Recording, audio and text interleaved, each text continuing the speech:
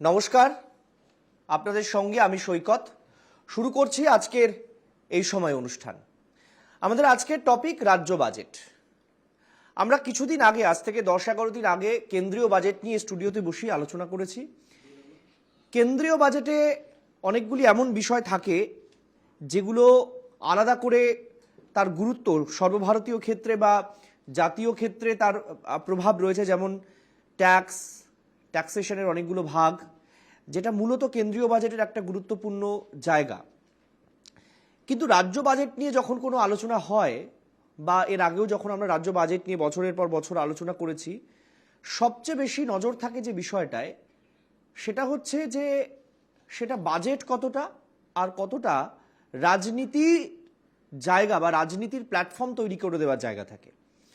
কারণ রাজ্য বাজেটে যদি আমরা দেখি, সরাসরি মানুষ উপকৃত হয় এই রকম বা একেবারে ডাইরেক্ট মানুষের সঙ্গে কানেকশন থাকে অর্থনৈতিক দিকে, সেই রকম ঘটনা খুবই কম থাকে।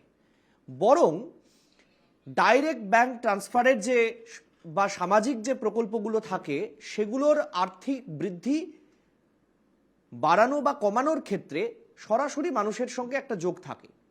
আদারওয়াইজ আজকে বাজেট পেশ হলো, আগামীকাল থেকেই আপনি তার সুফল ভোগ করবেন বা আপনি অসুবিধায় পড়বেন। রাজ্য বাজেটের ক্ষেত্রে এই জায়গাটা তুলনামূলকভাবে অনেক কম। ফলে রাজ্য বাজেট নিয়ে মানুষের যে বিরাট সকাল থেকে প্রত্যাশা, সবাই হাঁ করে টিভির দিকে তাকিয়ে আছেন মমতা বন্দ্যোপাধ্যায় কখন প্রেস মিট করবেন, এমনটা বোধহয় নয়।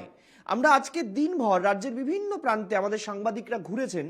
অনেকে জানেনই না যে আজকে রাজ্য বাজেট, অনেকে জানেন বা অনেকে সঠিকভাবে খোঁজ নিয়ে ওঠেননি। রাতে বাড়ি গিয়ে টিভি দেখে তারা বুঝতে পারবেন। আমি এই কথাগুলো কেন বলছি, এটা ক্রমশ প্রকাশ্য। আমার আজকের রাজ্য বাজেট দেখে কোথাও এটা মনে হচ্ছে যে রাজ্য বাজেট সাধারণত এর আগের 10-11 বার যে রাজ্য বাজেট তৃণমূল কংগ্রেসের আমলে পেশ হয়েছে, সেই রাজ্য বাজেটের সঙ্গে আজকের রাজ্য বাজেটের অনেকটা তফাৎ আছে। সাধারণত বাজেট হওয়া উচিত নেশন বিল্ডিংয়ের ক্ষেত্রে বা স্টেট বিল্ডিংয়ের ক্ষেত্রে পরিকাঠামোগত জায়গাগুলোকে কতটা তারা ছুঁয়ে যাচ্ছেন, কতটা তারা করতে পারছেন, স্থায়ী পরিকাঠামো তৈরিতে কতটা তারা খরচ করছেন, বরাদ্দ বৃদ্ধি করছেন, এইগুলো খুব ইম্পর্টেন্ট। কিন্তু সাধারণত কেন্দ্র বা রাজ্যের বাজেট এগুলো দেখা যায় না। অনেকটা ভোটমুখী, অনেকটা ডাইরেক্ট ব্যাংক ট্রান্সফারের দিকেই বেশি ঝোঁক থাকে। কিন্তু এবার ঠিক তার উলটপুরাণ। আজকের রাজ্য বাজেটে আমরা পরিষ্কারভাবে দেখতে পাচ্ছি যে একটা দীর্ঘমেয়াদী একটা কয়েক বছর যাতে তার সুফল ভোগ করা যায়, বাংলার যে ভৌগোলিক বিভিন্ন সমস্যা রয়েছে, বাংলার যে বিভিন্ন জ্বলন্ত সমস্যাগুলো রয়েছে, সেগুলোকে রেকটিফাই করার জন্য তৃণমূল কংগ্রেসের এই বাজেট, তাদের সরকার পরিচালিত বাজেট পেশ করা হয়েছে, অর্থাৎ গ্রাম বাংলামুখী বাজেট। আমি কথাগুলো কেন বলছি, চলুন আমরা একটা প্রতিবেদনের দিকে নজর রাখি, তারপর বিস্তারিতভাবে এক এক করে আমরা আলোচনা করব। দেখুন, আমাদের ভিশন ইজ ভেরি ক্লিয়ার। আমাদের mission to create more and more employment. 4,40,595 কোটি টাকার প্রজেক্ট পেয়েছি, এবং সেই প্রজেক্টের মধ্যে 16,000 কোটি টাকা তো আজকেই ক্লিয়ার হয়ে গেছে। 6টা ইকোনমিক করিডোর যেটা হচ্ছে, সারা বাংলাকে যুক্ত করবে। রাস্তায় যত পড়বে সেগুলো কাজ হতে হতে যাবে আর চাকরি হতে হতে যাবে। ঠিক এর কিছুক্ষণ আগেই চাকরি চাই স্লোগান দিতে দিতে বাজেট অধিবেশন থেকে ওয়াকআউট করেন শুভেন্দু অধিকারীরা।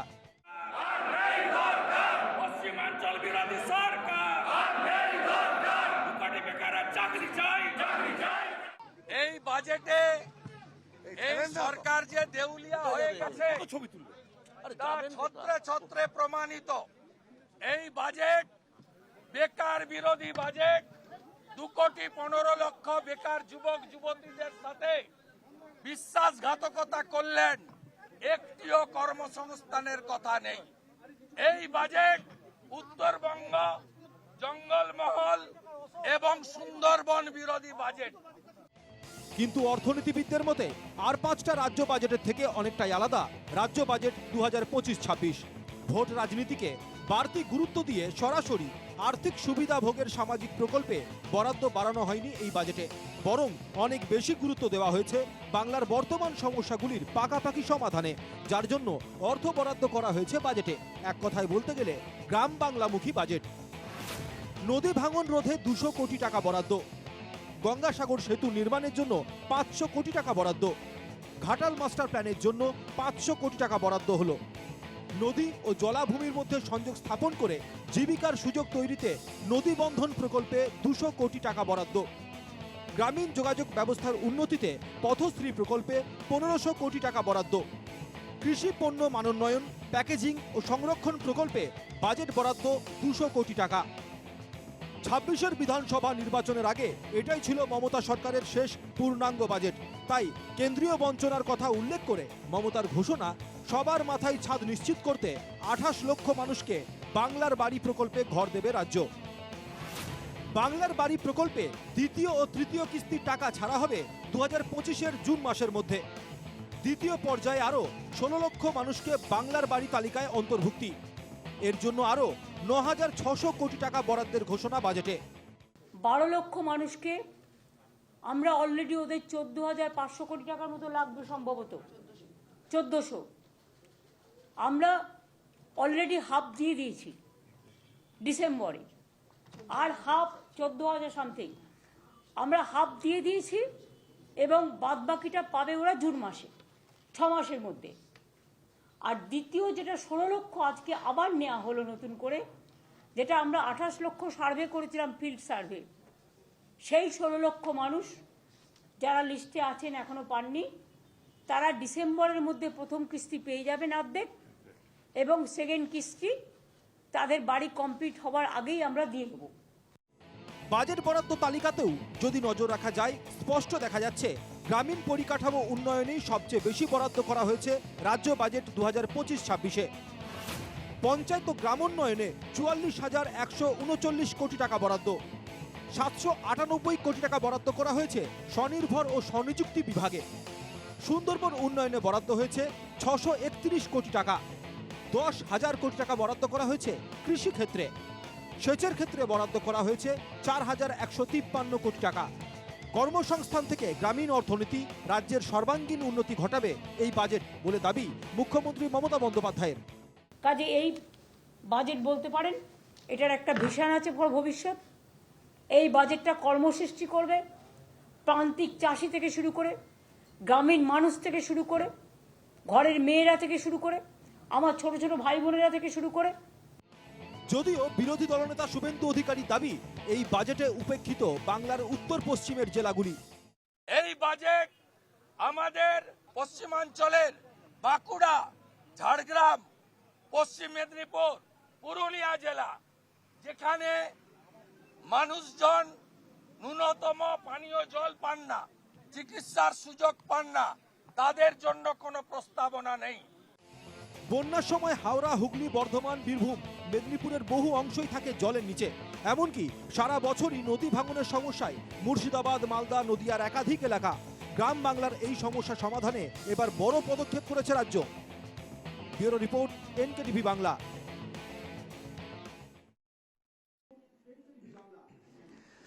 আমি পরিচয় পর্বে আসব।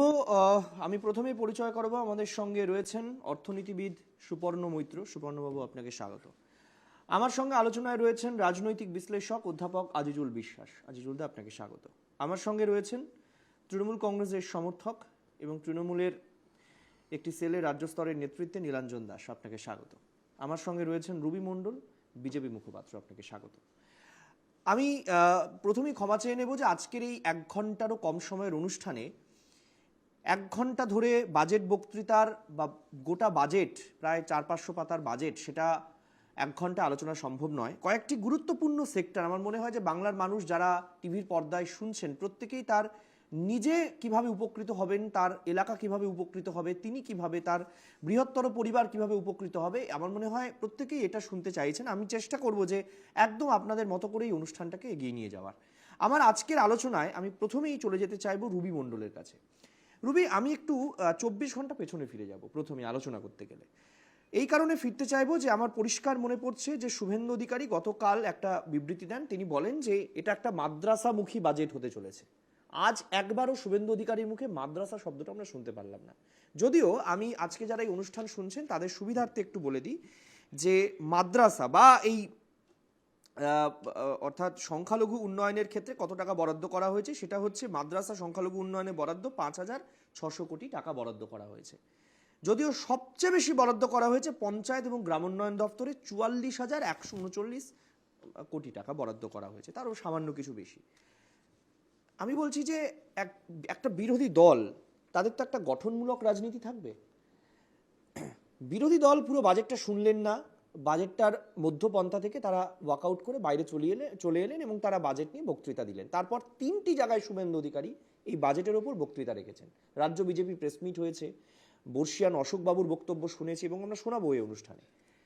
আমি বলছি যে একটা বিরোধী দলের ভূমিকা কি শুধু সরকারের সমালোচনা করা, নাকি বিরোধী দলের ভূমিকা রাজ্য সরকারের কোথায় ভুল হয়েছে, কোথায় কোথায় বরাদ্দ ঠিক করা উচিত ছিল, অশোকবাবুদের মতো মানুষ যারা বিজেপিতে রয়েছেন তাদেরকে ভুল ধরিয়ে দেওয়া, সরকারের চোখে আঙুল দিয়ে দেখিয়ে দেওয়া, এই জায়গায় আপনাদের ভুল হয়েছে এবং সেই গঠনমূলক বিরোধিতাটা আমরা আশা করছিলাম। গঠনমূলক বিরোধিতা কি মমতা বন্দ্যোপাধ্যায় করতে দেয়, সেটা বড় প্রশ্ন। আমার আজকের বাজেট দেখে যেটা মনে হচ্ছে সেটা হচ্ছে মমতা বন্দ্যোপাধ্যায় নেই কবিতাটা, যেরকম আজ আছি কাল নেই, তুমি আছো আমি নেই। তা বর্তমানে বাজেটের যে সিচুয়েশন হয়েছে সেটা দেখা যাচ্ছে ঘাটাল মাস্টার প্ল্যানে টাকা বরাদ্দ হয়েছে 500 কোটি টাকা, অথচ জমি এখনো অধিগ্রহণ করতে পারেনি। 2 কোটি 15 লক্ষ মানুষের বেকার যাদের আছে তাদের কর্মসংস্থানের কথা বলা নেই। নদী ভাঙন, সেচ প্রকল্প, অনেক কিছু বলেছে, কিন্তু সেটা কিভাবে ইমপ্লিমেন্ট হবে সেটার কথা পরিষ্কার করে বলা নেই। ঠিক আছে, এই আশা অঙ্গনবাড়ি কর্মীদের জন্য যে 200 কোটি টাকা উনি বরাদ্দ করেছেন, কিন্তু অথচ দেখা যাচ্ছে বেতন সংক্রান্ত কোনো কথা উনি প্রপারলি একদম বলেননি।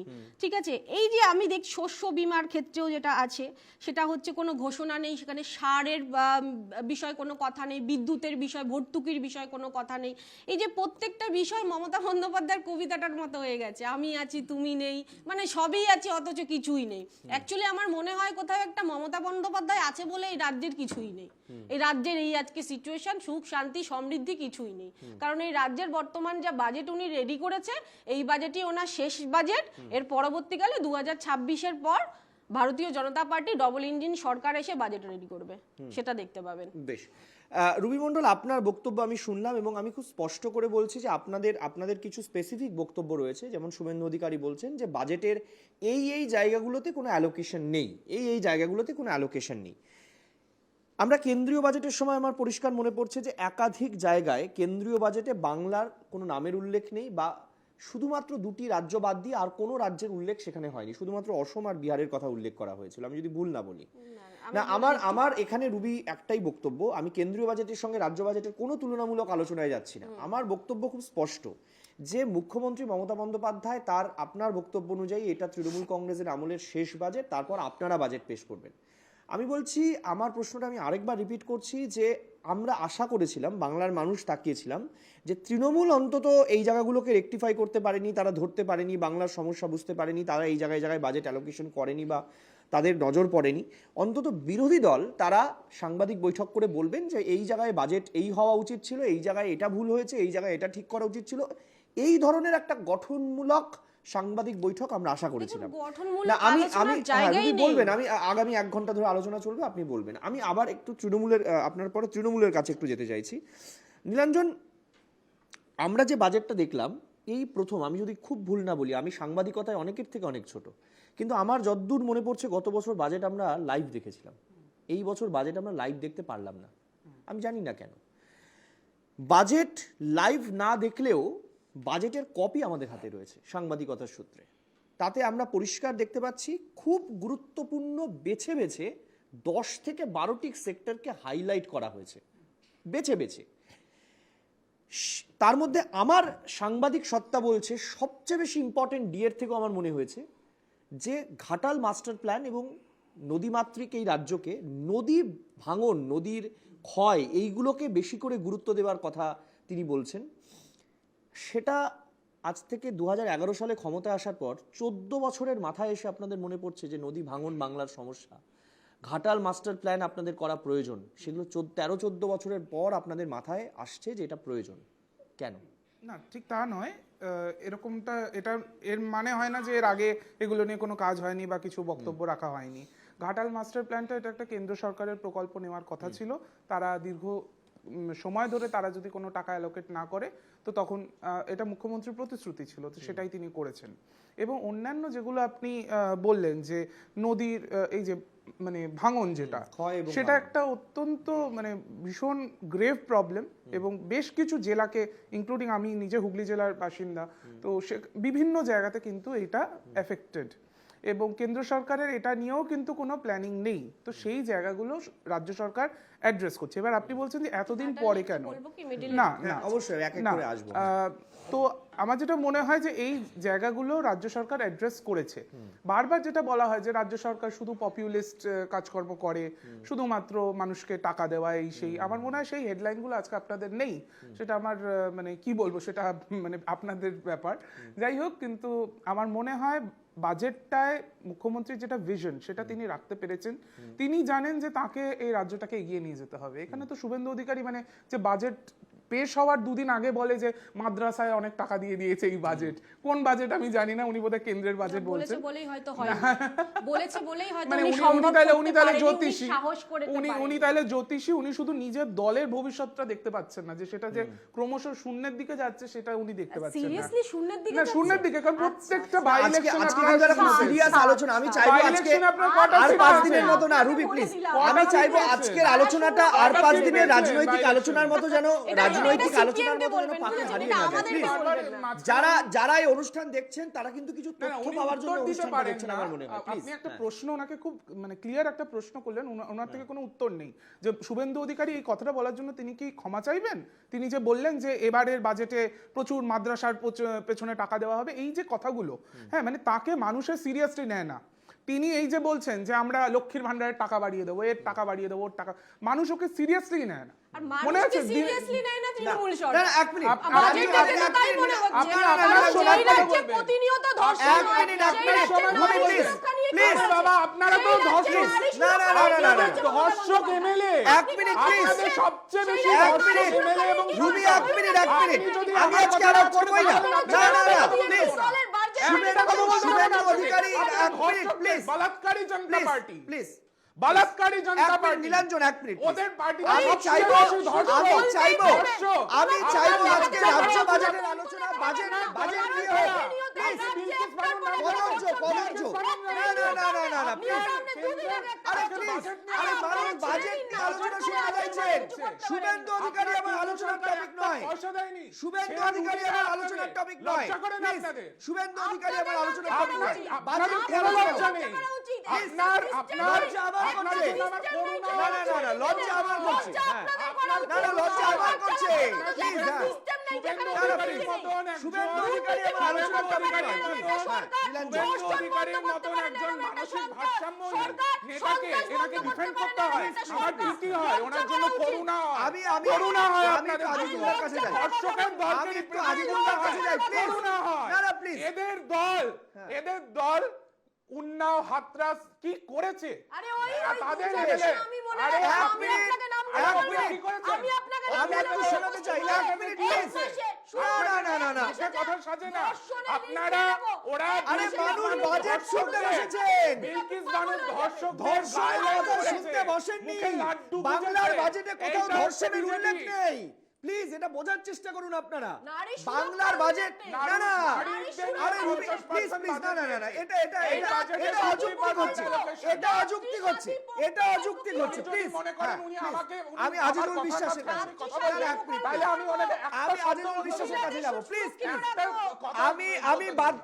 আমি বাধ্য হব দুজনেরই অডিও মিউট করতে। প্লিজ, আমার খুব স্পষ্ট আমাকে বক্তব্য, স্পষ্ট time দেবেন। রাজনৈতিকভাবে দুটি দলের আলাদা মতামত থাকতেই পারে।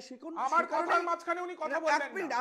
আমি এক মিনিট প্লিজ। আমার বক্তব্য যে দুটি রাজনৈতিক দলের আলাদা মতামত থাকতেই পারে, সে কারণেই আপনারা আলাদা প্রতীকে আলাদা প্রতিদ্বন্দ্বিতা করছেন। কিন্তু যখন একটা নির্ধারিত সময় একটা অনুষ্ঠান বেঁধে দেওয়া হয়েছে, আমার মনে হয় প্রত্যেকে এই সৌজন্যতা বজায় রেখে নিজের সময় বলা উচিত। তবে এক্ষেত্রে মতামত যদি ভিন্ন হয়, আপনি আপনার সময় তার উত্তর দেবেন। না হলে কি হবে, এই যে যারা অনুষ্ঠানটা দেখতে বসেছেন বাজেট নিয়ে, তারা আমাদের এই অনুষ্ঠানটাকে ত্যাগ করে তারা অন্যত্র চলে যাবেন। আমার মনে হয় তাতে আমাদের সংবাদ মাধ্যমের যেমন ক্ষতি, আমার মনে হয় আপনাদেরও ক্ষতি, কারণ আপনাদের বক্তব্য মানুষের কাছে পৌঁছবে না। আপনাদের বক্তব্য মানুষের কাছে পৌঁছবে না। হ্যাঁ, আমি ঠিক, একদম ঠিক, আপনার সঙ্গে আমি দুজনের সঙ্গে আমি সহমত। হ্যাঁ, আমি একটু আজিজুলদার কাছে যাই। আজিজুলদা, আমি একটু শোনাবো যে ঘাটাল নিয়ে দেব কি বলছেন, ঘাটালের সাংসদ দেব কি বলছেন, আমি একটু শোনাবো।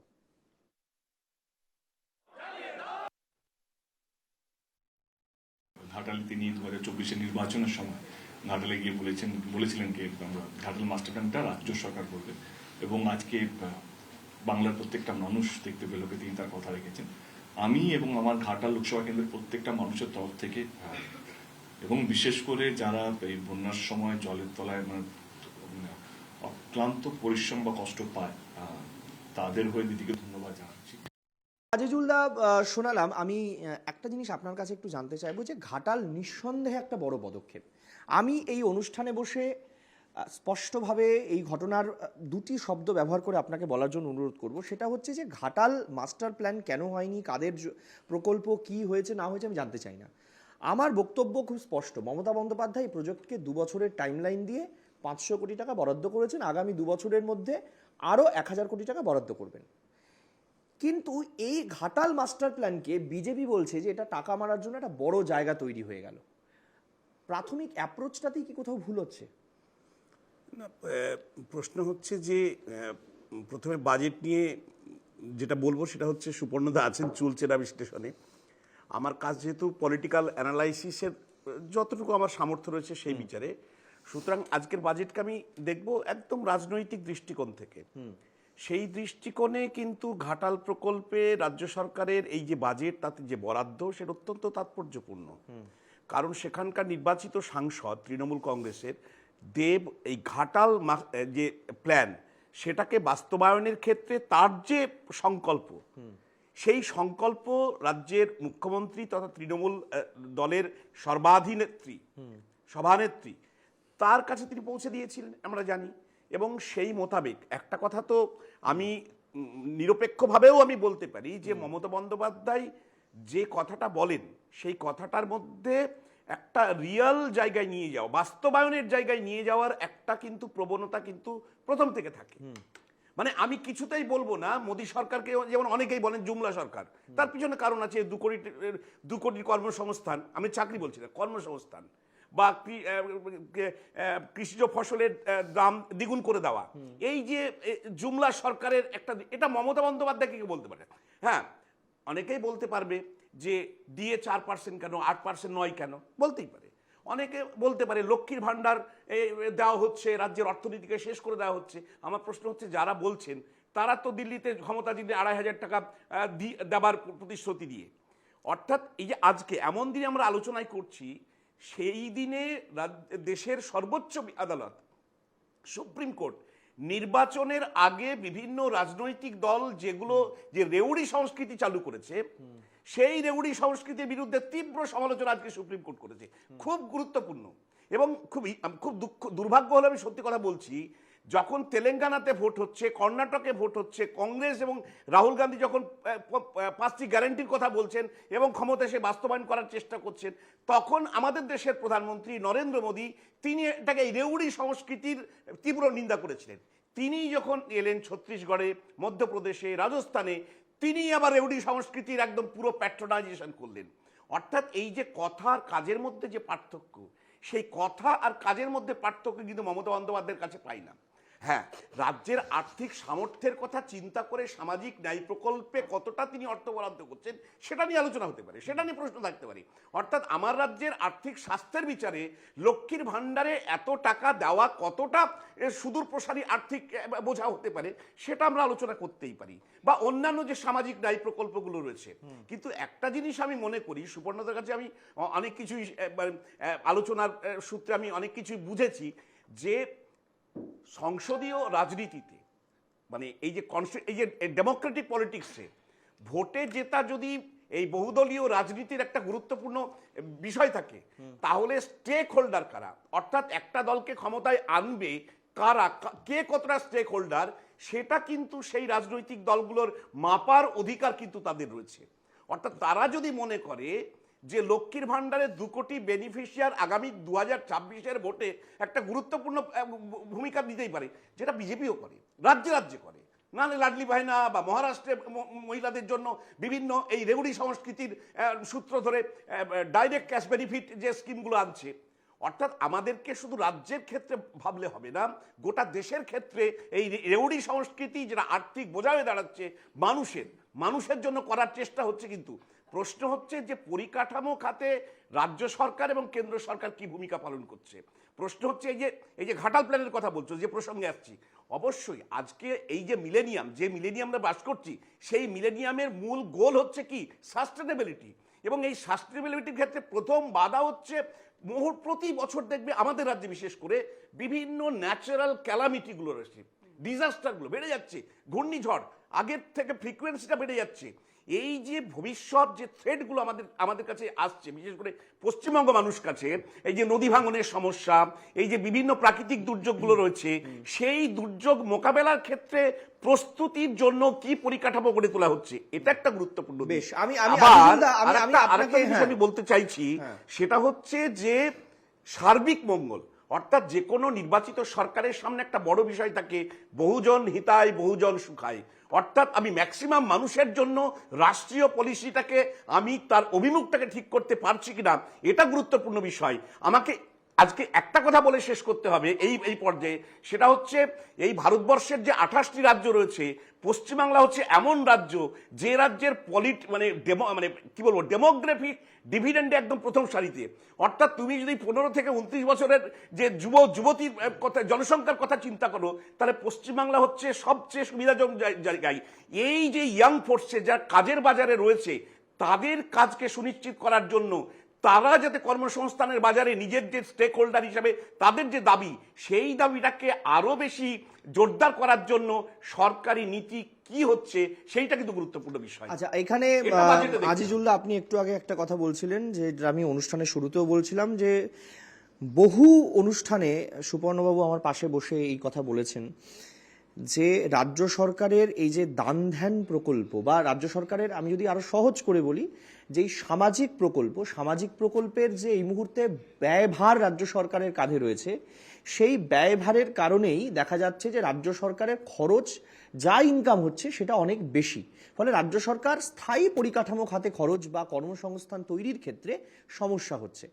এখানে সুপর্ণবাবুর ঠিক ওই কথাটাকে আমি কেন আজকে সামনে নিয়ে এসে কথাটা বললাম যে সুপর্ণবাবুই বলতে পারতেন, কিন্তু আমি বললাম এই কারণে আমি এটার পর থেকে আজকের আলোচনাটা শুরু করতে চাইব।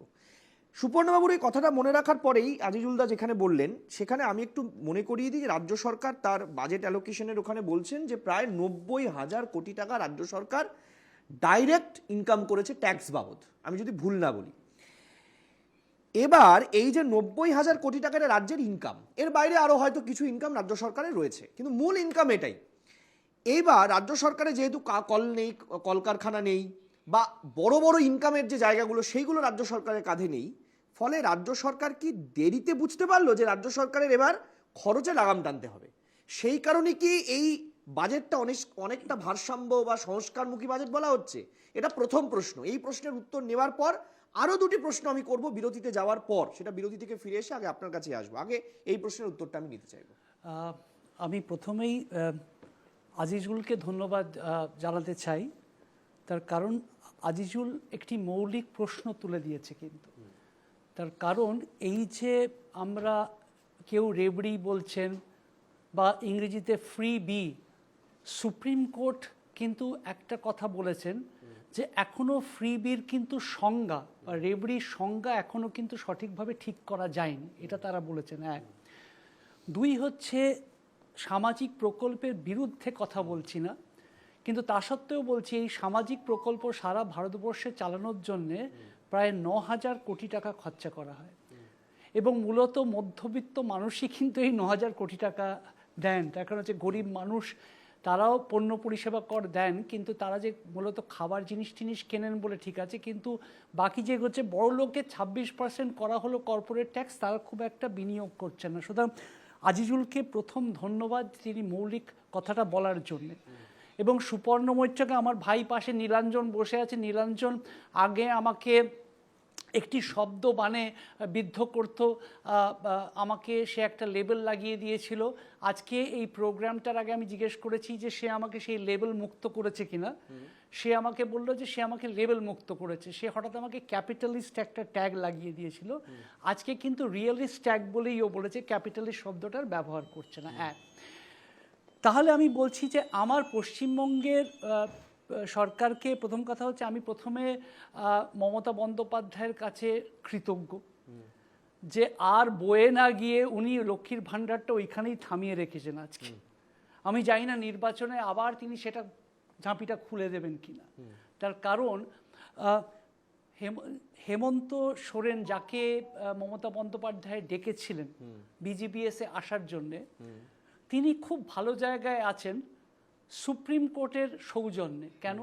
সুপ্রিম কোর্ট একটা সিদ্ধান্ত নেন যে যে কোনো রাজ্য থেকে যদি কোনো খনিজ পদার্থ কেউ খনন করেন, তাহলে সেই রাজ্যকে কিন্তু তার জন্যে খেসারতটা দিতে হবে এবং কোল ইন্ডিয়া বা যে কোনো পাবলিক সেক্টর আন্ডারটেকিং দেবে। সেই জন্য সোরেন সাহেব কিন্তু 25,000 কোটি টাকা রোজগার করতে পেরেছেন, যার থেকে মুখ্যমন্ত্রী মাইয়া করতে পারছেন। যখন মহারাষ্ট্রের লাডলি বেহানা বা ওই প্রকল্প করেছেন, তখন কিন্তু তারা একটা শিল্পের বেস ছিল, তারা কিন্তু করেছেন। সুতরাং এই প্রকল্পের বিরুদ্ধে নই, কিন্তু ব্যাপারটা হচ্ছে আমি যদি রোজগার করি আমি সেখান থেকেই খরচা করব। এক। দুই হচ্ছে ভারতীয় জনতা পার্টি, যারা দিল্লিতে অরবিন্দ কেজরিওয়াল সাহেব যা তা প্রমিস করছিলেন, ভারতীয় জনতা পার্টি সেখানে সেটার বিরোধ করছিলেন, সঠিকভাবেই বিরোধ করছিলেন। হঠাৎ কিন্তু নির্বাচনটা জেতার জন্য কিন্তু তারা বললেন যে না, আমরাও ওই টাকাগুলো দেব। তারা তো এখনো সরকারে আসেননি, সরকারে আসলে কিন্তু বুঝতে পারবেন রোজগার করাটা কত মুশকিল, কোথা থেকে সেই টাকাটা দেবেন। সুতরাং প্রথম কথা হচ্ছে আমার কাছে বাজেট ডকুমেন্ট নেই, কারণ আমি তো আপনার মতো সাংবাদিক নই। সুতরাং আমি টিভিতে হয়তো দেখতে পারতাম মমতা বন্দ্যোপাধ্যায় সেই অধিকার আমার থেকে এবং সকলের থেকে কেড়ে নিয়েছেন। আজকে আপনার মতো যারা প্রিভিলেজ, তাদের কাছে বাজেট ডকুমেন্ট আছে, আমার কাছে নেই, সুতরাং আমি বলতে পারবো না। তবে আমি গত বছর অবধি যেটা জানি, সবাই দেখতে পারেন সে তথ্যে, বিশেষ করে পশ্চিমবঙ্গ সরকার 2015 সাল থেকে 15-16 সাল থেকে 2021-22 অবধি পরিকাঠামো উন্নয়নে এবং মূলধনী খাতে, যেটাতে সম্পদ সৃষ্টি হয়, তারা কিন্তু ভীষণভাবে কম টাকা সেটাতে মানে বিনিয়োগ করেছেন এবং প্রায় 33% কম টাকা বিনিয়োগ করেছেন। এবং কোন কোন সেক্টরে সব থেকে বেশি কম বিনিয়োগ হয়েছে সেটা হচ্ছে আবাসন, যেখানে 71% কম বিনিয়োগ হয়েছে। কৃষি এবং কৃষিজাত জিনিসে পরিকাঠামোয় সেটা 70% কম বিনিয়োগ হয়েছে এবং গ্রামীণ উন্নয়নে সেটা 69% করা হয়েছে। উনি যেটা করেছেন মূলত এতদিন ধরে, সেটা হচ্ছে রাজস্ব খাতে ব্যয় করেছেন, যেটাতে কোনো সম্পদ সৃষ্টি হয় না, যেটার ইম্প্যাক্ট 1 বছর। সুতরাং আমার মমতা বন্দ্যোপাধ্যায়ের বিরুদ্ধে অভিযোগ হচ্ছে যে উনি মূলধনী খাতে ব্যয় না করে উনি এই খাতে ব্যয় করেছেন, এটা আমার ওনার বিরুদ্ধে অভিযোগ। সুতরাং আপনি যখন রেসপন্সিবল অপোজিশনের কথা বলছিলেন, আমাকে আপনি রেসপন্সিবল অপোজিশন ভাবতে পারেন, আমি সেরকমভাবে প্রশ্নগুলো আমি একটুখানি আপনাকে সুপর্ণদা থামাচ্ছি এবং আমি দুটো শব্দকে কোট করছি। রেসপন্সিবল অপোজিশন, অর্থাৎ অপোজিশন মানে এক্ষেত্রে কিন্তু রাজনীতিতে থেকেই বা রাজনীতির চেয়ারে বসেই তাকে অপোজিশন করতে হবে তা নয়, একজন নাগরিক হিসাবেও রাজ্যের মুখ্যমন্ত্রীর কাছে তার কথাগুলো জানান দেওয়া। এবং তিনি যদি একজন অর্থনীতিবিদ হন, আমার মনে হয় একজন ভালো শিক্ষক কখনো কখনো ছাত্রের কথা শোনেন। এই কারণে শোনা উচিত যে ছাত্র কি চাইছেন শিক্ষকের কাছে সেটা শোনা প্রয়োজন, এতে রাজ্য সুস্থভাবেই চলবে। একটা ছোট্ট বিরতিতে যাচ্ছি, বিরতির পর ফিরে এসে সুপর্ণদার কাছেই আগে ফিরবো, সঙ্গে থাকবেন।